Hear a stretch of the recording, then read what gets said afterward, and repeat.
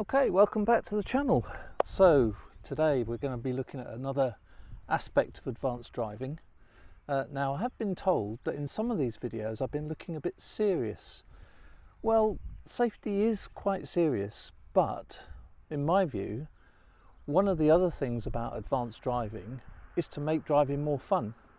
So we're going to try and lighten things up a little bit and sort of give a little bit of background to some of the actual tips that we're going to do. Now, one of the subscribers to the channel has asked for a video about driving in country roads and in narrow lanes. So we're going to have a look at that today.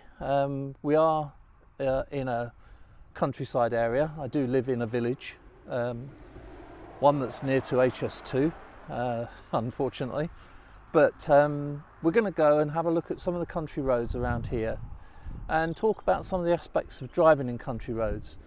Now, these roads won't be as narrow as some of the roads that you'll find in Cornwall and Devon if you ever go on holiday in Cornwall and Devon, but the principles still apply, and in particular we're going to talk about stopping distances. So let's get on the road and we'll see how it goes.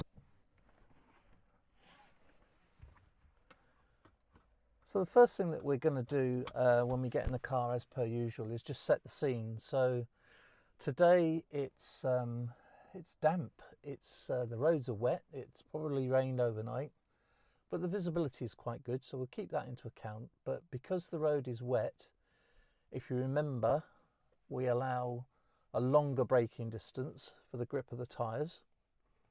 So we will enforce that today. Especially where we see any standing water.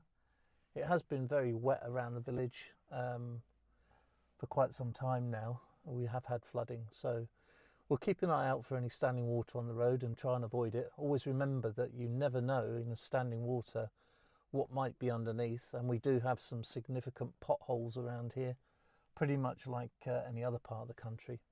Anyway, we're going to set off and we'll talk about driving in country roads when it's appropriate, and yeah, rules around stopping distances. So we'll come back to that in a minute. Okay, so you join me again after we've just exited a market town, and as you can see, we are in a rural area.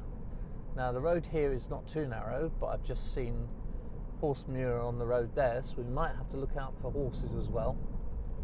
But I'm going to make a turn very shortly, and that will take us onto a road that is very narrow.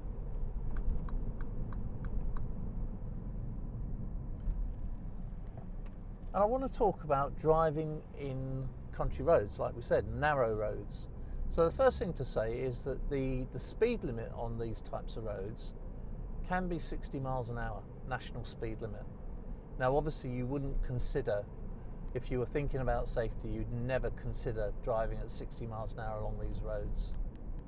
Now, this is a good example. We've just met a tractor, and I think maybe he's going to wait for me because he's got more room down there than I have. But we have to be very cautious and look for farm vehicles on these types of roads. So we specifically wanted to talk about stopping distances in these country roads. Well, remember the rule is on normal roads you must always be able to stop in the distance that you can see to be clear and on your own side of the road. Now on this narrow road, because it is narrow and you've got vehicles approaching you, or you may have vehicles approaching you at a similar speed, the golden rule is you must be able to stop in half the distance that you can see to be clear. And that's to allow for your travel, but also for the travel of the oncoming vehicle. So you must always be able to stop in half the distance that you can see to be clear. Now, on a wet road like this, again, we need to be thinking about the distance that we can see and braking distance. So we'd have to take that into account and allow a little bit more time for braking. Remember the 2-second rule on dry, good condition roads, 4-second rule on wet roads. But also along here, we need to be looking as far ahead as possible to see what is coming. Now, the other thing with roads like this that are very narrow is you don't have to keep to your own side of the road, whatever that may be, if you can see that the road is clear. Now, you can see here I'm pretty much driving down the centre of the road. I've got no traffic behind me and I can see there's no traffic in front. But when I actually come to a limit point, and I'll talk about limit points in another video that's coming soon, then I slow right down until I can actually see the road to open again, and then I can get on the accelerator and make progress again. I want to go as fast as I can while remaining safe and legal. So, like I say, there's no way I'm going to be doing 60 miles an hour on this type of road. But I do want to make progress where I can, so when I can see the road to be clear, I will increase my speed slightly. But when I can't see the road surface, or when I come to a tight bend, then I will really slow down, maybe to even like 10, 15 miles an hour until I'm absolutely sure that the road is safe for me to progress. So we're coming out of this section of road now. I hope that's been helpful. Remember the golden rule, you must be able to stop in half the distance that you can see to be clear. I hope that you found that useful. If you have, then please give the video a like. It does make a difference. And if you want to see that upcoming video about limit points, now limit points are a technique. If you get this right, you really can make as much progress as you can while remaining safe and legal.